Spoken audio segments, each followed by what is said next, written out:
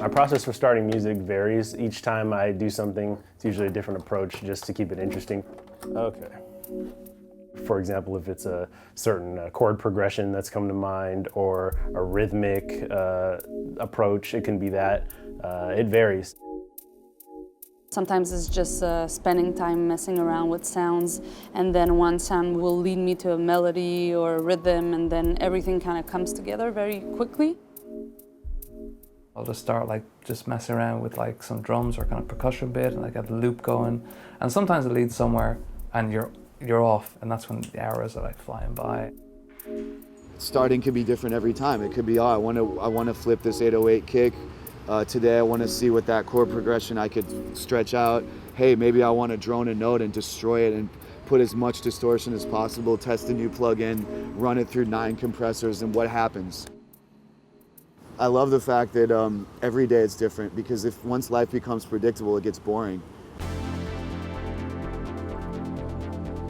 Really, what inspires me are sounds. Industrial noise and fast-paced.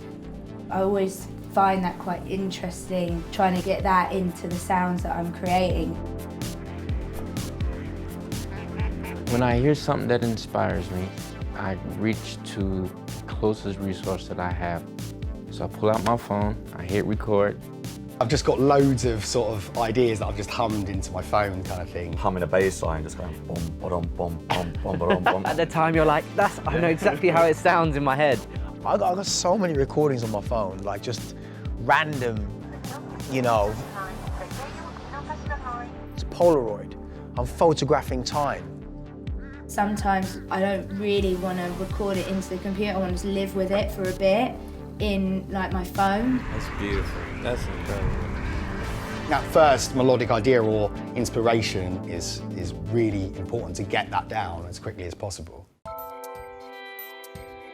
Yeah, it's hard when you get stuck. I guess I just tend to either try and fight it and move on to another idea, or get out of the studio and go, right, maybe I need to go meet a mate, go to the local, have a drink.